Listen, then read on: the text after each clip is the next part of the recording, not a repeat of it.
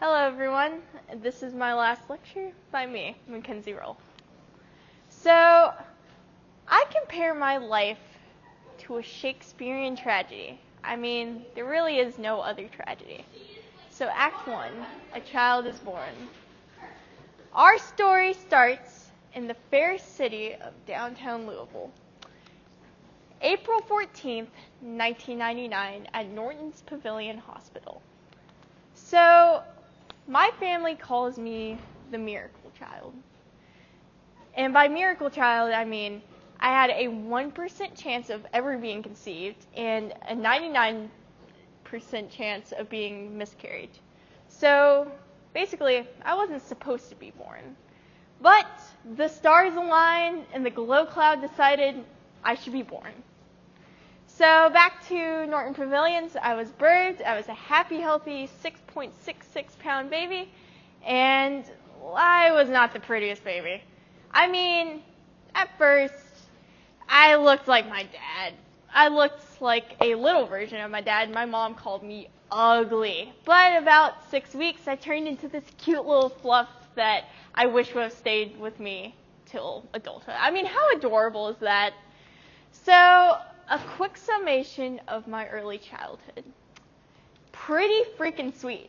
My dad used to take me to the park all the time, and my mom used to let me open her mail in my Blue's Clues chair. I used to sing the We Just Got a Letter song with Steve.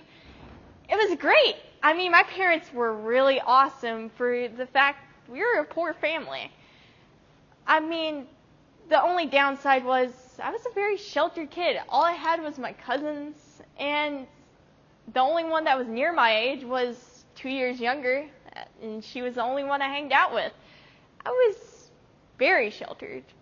So, Act 2. Then I went to Putin. Greenwood Elementary was a really good school. It was a very good school, but not for me. It was my living nightmare. So, let me just put that out here. I was the fat kid. I was a really chunky monkey. I love sweets, and, I never really thought anything of it. I mean, what kid would think of that? So, in second grade, I got introduced to the term bullying.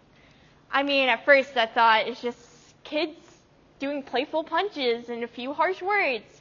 But by the end of that year, I'd realized I really didn't have anyone. I had no friends. Well, that's kind of a lie. Real quick, I had one best friend. Her name was Savannah, the best part of my elementary career. She truly accepted me no matter how I looked. In fourth grade, I made myself sick so I could miss school because I was tired of getting spat on in the bathroom. And then by fifth grade, I had enough. I decided I had to lose weight in order to escape this bullying, this constant meanness. So I did lose weight. I went from 180 to 120 in a matter of months. And all through very healthy eating habits, exercise, just getting rid of Cokes and sweets, everything was looking up. People were being less mean. And then sixth grade happened. I started to obsess over my weight. And then I began to restrict more and more because I wanted the control. I needed to be in control. I felt happier, I thought. But then by September of my sixth grade year, I hit 70 pounds and I had to be hospitalized. I went from this healthy kid to a dying one in a matter of 2 months. So when I went to Kosare, I had to be put on double IVs because I was so dehydrated. And then I had to be put on a heart monitor because my heart was going into failure. And then they couldn't even put a feeding tube in me because I had the stomach the size of a walnut. And they just had to force feed me for a week to even get me to a normal size. And when I escaped that, I had to be put into 2 mental hospitals for 2 months, which were complete living horror shows. Man, let me sum this up. I wasn't supposed to be born. I was sheltered as a kid and weird. I was overweight and bullied. I was anorexic and I was depressed. I didn't want to be here anymore. My choices. I could have died at any moment when I starved myself to 70 pounds. I could have hung myself just to escape my bullies. I could have left home and ran away from it all. I could have slit my wrist and bled to death on my carpet. But I didn't, and that's what's the most important. I am here because my family. I couldn't say goodbye to the people I cherish most. My friends. I couldn't let down the people who wouldn't let me destroy myself and who tried so hard to rebuild me.